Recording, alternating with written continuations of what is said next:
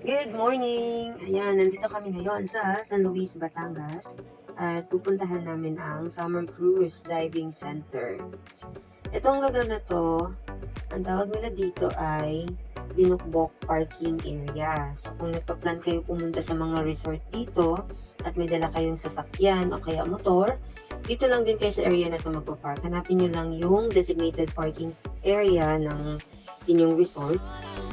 And katulad nung sa amin, dito kami sa Summer Cruise. Ayan yung Summer Cruise. Dito tayo sa loob. Kung mapapansin nyo, maluwag pa yung kanilang space kasi masyado pang maaga, wala pang mga sasakyan. Sa amin, may dala kaming dalawang motor, kaya nagbayad kami ng 200 pesos overnight lang dito. Makikita nyo tabing dagat na siya. Kung plan nyo na sumakay ng bangka papunta doon para mas mabilis, pwede naman. Magbabayad lang po kayo ng 50 pesos per person. Ayan, summer cruise na yan, nasa dulo na yan. Kami naman, since maaga kami nakarating dito and 2 p.m. pa yung check-in, nag-decide na lang kami na maglakad papunta doon. Mga 10 minutes siguro haabutin. Depende kung gaano kayo kabilis maglakad. So, andito na tayo ngayon sa main road ulit. And reminder lang, kung pupunta kayo dito sa Summer Cruise, ang ipin nyo sa Waze ay Binukbok Parking. Huwag ang Summer Cruise kasi dadalhin kayo nun sa bundok. Since nandito pa nga tayo sa kalsada, may makikita kayo dito mga tindahan. So, pwede nyo nabilhin yung mga kakailanganin nyo katulad ng sabon, shampoo, conditioner, kape. Although, pagdating sa coffee, meron naman silang libre doon. Pero kung ayaw nyo ng kape nila, mas okay na din na magdala kayo. Libre naman yung mainit na tubig doon.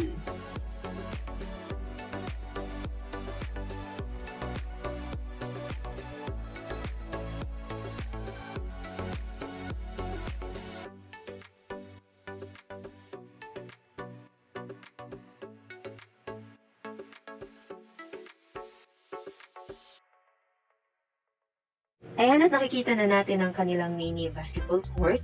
So, yan na yung sign na malapit na tayong pumasok dun sa looban. Isang maliit na iskinita lang siya. Yan, pababa tayo sa hagdanan na to. And, dun nga pala sa unahan, bato. Maraming bato at matubig din, lalo na kung high tide. Kaya kung may dala kayong aqua shoes, mas okay na din na suot nyo na siya para hindi kayo mahirapan sa paglalakad.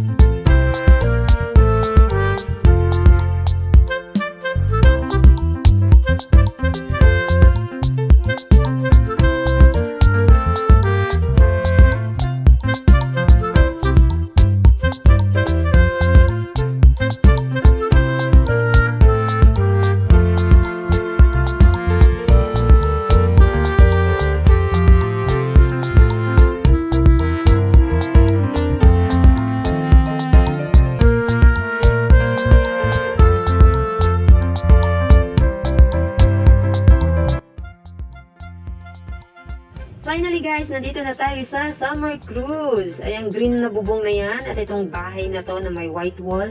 Yan na yan guys. Ang kailangan na lang natin gawin ay pumasok sa loob. Ngayon, pagpasok nyo sa tunnel na to, pag dinire-diretso nyo po yan, papunta po yan sa kabilang resort, Starboard. Maganda din doon, pero hindi po tayo pupunta dyan. Dito lang tayo sa gilid, may makikita kayong pinto dito. Kala nyo nakalock, pero pag tinulak nyo yan, bukas po yan. And tada! Ito na po yung likuran ng summer cruise. Yan.